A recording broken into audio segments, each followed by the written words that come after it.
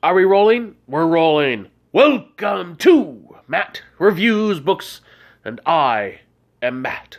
And this is a book review channel dedicated to older books. Books that were at one time bestsellers, but aren't really any longer. And today is a book review. And a little bit of extra on the end. So, come along. If that sounds like a good time to you, hit that subscribe button down below. Because Dragons of Autumn Twilight by Margaret Weis and Tracy Hickman. It is book one of the Dragonlance Chronicles. This is a fantasy novel. It's probably one of the core fantasy novels in my life, along with the Belgariad. In my early years, there was a period of time where I read nothing but Margaret Weis and Tracy Hickman. And at the same time, I read nothing but Dragonlance. So that meant I read this series, Dragonlance Chronicles and Dragonlance Legends is the second trilogy that I used to read all the time. This is the story of 7 friends? 7 friends. Of course it's 7. It's a prime number. Well, it's been 5 years since whenever. It's been 5 years. These friends are getting together for the first time in the town of Solace. And first off, we meet Tanis half-elven and Flint Fireforge and Tasselhoff Burrfoot. Tanis is a half-elf. Flint is a dwarf, and Tasselhoff is a kender. If these start sounding familiar to you, that's because Dragonlance was a module for the Dungeons & Dragons role-playing game, tabletop. This really should actually be turned into like a series, like a TV series. Wouldn't that be awesome? Dragonlance on Netflix. And then we are quickly introduced, I'm going to put this down, to Sturm Brightblade, Raistlin Majere, Caramon Majere, Tika Wayland, Tanis, Flint, Tasselhoff, Tika, Sturm, Caramon, Raistlin, Gold Moon, and Riverwind. Okay, that's 9. 9 characters right off the bat, real quick succession.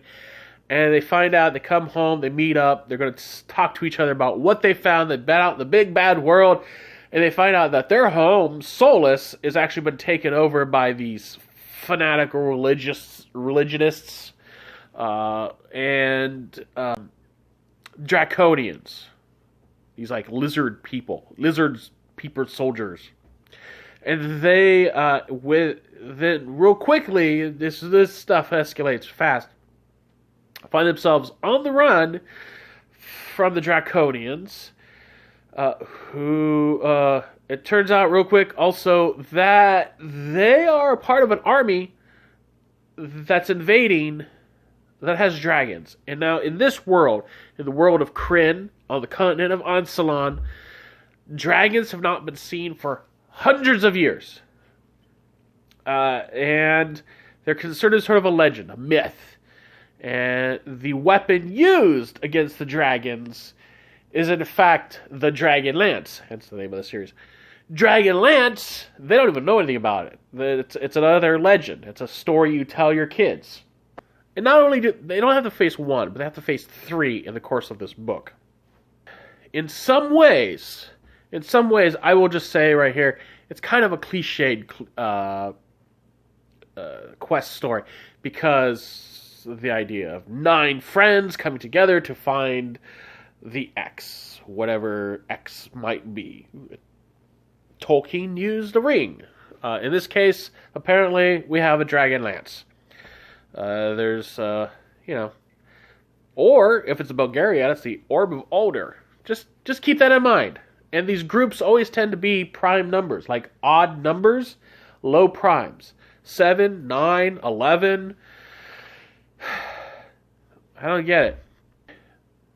The story is kind of cliche, but then at the same time, it's an era of fantasy stories that were creating the cliche. They were creating a lot of the lists and refining the fantasy that had come before.